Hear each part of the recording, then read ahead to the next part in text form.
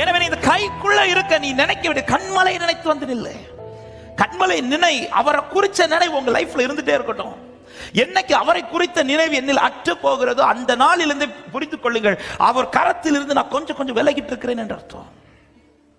ஆமென். அப்பா கூட இருக்கிற அந்த நினைவு என்னைக்கு இளையகுமாரனுக்கு அற்று போச்சுதோ அன்னிலிருந்து அவன் எதுக்கு தான் ட்ரை பண்றான்னா, எப்ப அப்பா வீட்டுல இருந்து வெளியில போகலாம். அப்பா வீட்டுல இருந்து வெளியில போகுவதற்கான ரீசன் என்னன்னா, அப்பாவின் மேல இருக்கிற நினைவு தாண்டி இப்போ உலகத்திற்கு மேல இல்லைன்னா சொத்தை வாங்கிட்டு பூத்தகுமாரன் மாதிரி அப்பா கூட தானே இருந்திருப்பாரு. அப்பா விட்டு விலகி போகிற ரீசன் அப்பா மேல இருக்கிற நினைவு அற்று போனது.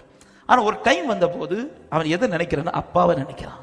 அப்பா இருக்கிற சொத்து ரெண்டாவது தான் அப்பாவை நினைக்கிறான். எனக்கு அப்பா வீட்டுல எங்க அப்பா இருக்கிறார், அப்பா இருக்கிறார். இந்த நினைவு வந்ததும் அவனை அறியாமலேயே அவன் காலில் எதுக்கு விரையுது தெரியுமா? அப்பா கிட்ட போறதுக்கு. கிறிஸ்துவை நினைக்கிறவர்கள் கிறிஸ்துவனிடத்தில் நெருங்குவார்கள். ஆமென்.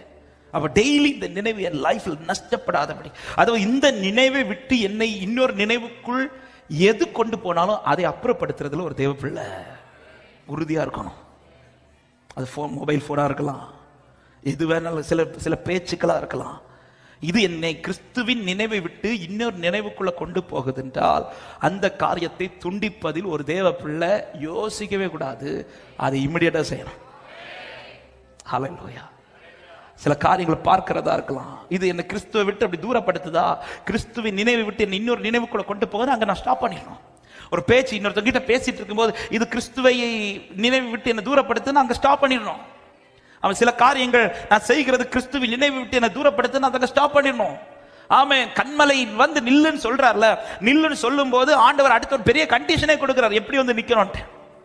ஆமென். நீ மட்டும் மலையில வரணும், உன்னை சுத்தி யாரும் இந்த மலையை சுத்தி இருக்கக்கூடாது, எதுவுமே இருக்கக்கூடாது. அப்ப அதெல்லாம் மோசே வந்து உடனே செய்யறார், எல்லாம் செய்யறார். கர்த்தர்கிட்டத்தில் வந்து நிக்கிறதற்கு அவர் நினைச்சு இது எல்லாத்தையுமே செய்யறார். எப்படி மோசே இது உமால சாத்தியமாச்சுதுன்னா, மோசே சொல்வார், எனக்கு அவருடைய நினைவு என்னை, அவருடைய நினைவு நம்மை அவரோடு நெருங்க பண்ணி கொண்டே இருக்கும். அவருடைய நினைவு நம்மை அவரோடு இன்னும் கிட்டி சேர வைத்துக் கொண்டிருக்கும். அவருடைய நினைவு அவருடைய கரத்திற்குள் நம்மை வைத்துக் கொண்டே இருக்கும்.